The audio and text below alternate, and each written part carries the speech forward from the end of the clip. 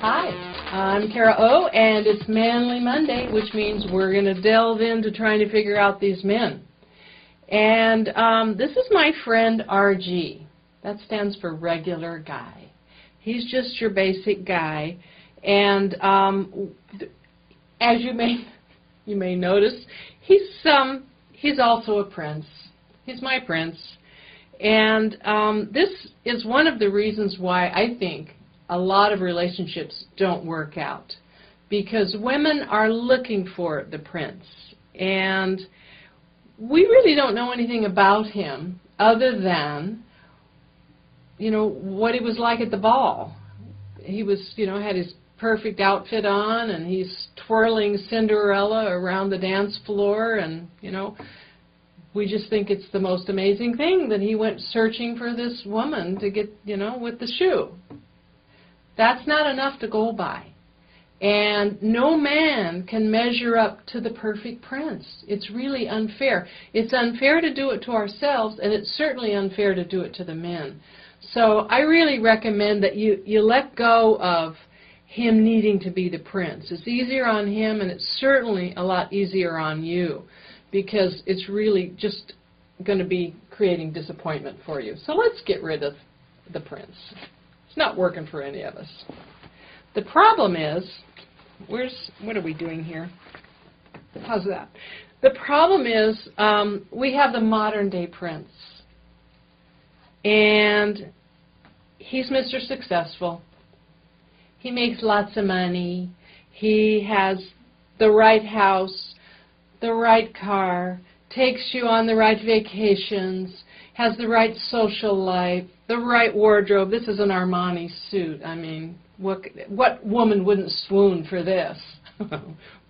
But the problem is, that's not who he is. We want to get down to the heart of the man. We want to really understand what he's all about. That's where love happens. It's not the surface. I mean, a nice car is just a bonus. It's not even that important. As long as he, has a decent car and he keeps it clean. You need someone you respect. That's all. So, and you know what? The more successful he is, the less likely he is able to give you the time and attention and focus that you want. So, I think we should let go of the modern day prince as well, because it's getting in the way of us being able to find true love, where there's a real heart-to-heart connection. So let's get rid of that. Now the trouble is, you may notice he's got on a camouflage outfit. That means he's hiding behind that.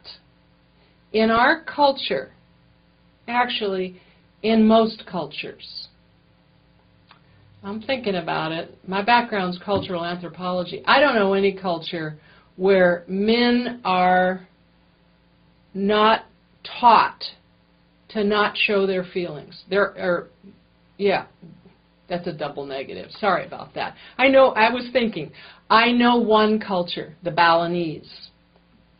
The men there are much gentler. The boys hold hands. The men, they drape. There's a whole different culture. That's the only one I can think of. But in our culture, men are taught not to feel, basically. They're taught to hide their feelings. From day one, they are treated differently than girls. They're taught to pick yourself up, dust yourself off, get back out there, be a man, don't be a sissy. Basically, don't you dare show your feelings. Oh my God, if a guy cries, I saw a little boy being interviewed, and he said he'd never cried because the other boys would make fun of him. So they're taught way early just to ignore those feelings. So to the point where they often don't even know they have them.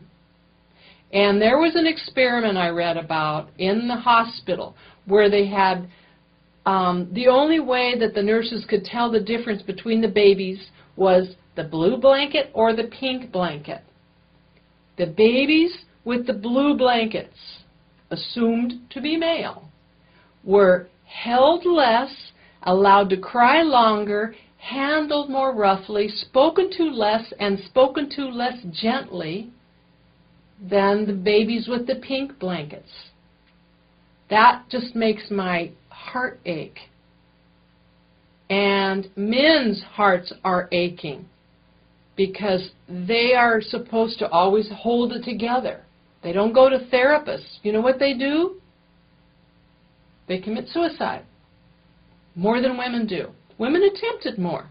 But when man does it, he does something that's final.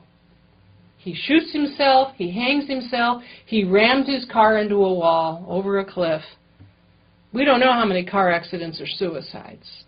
Men don't know what to do with their feelings. So we want a man who can access his heart, and that's why I teach women to understand men and to be able to communicate with them in a different way. So let's get rid of the camouflage suit, because that's not serving anyone. What we end up with is a man who's a little bit more vulnerable, but guess what? There's a lock on his heart. We want to get down in there.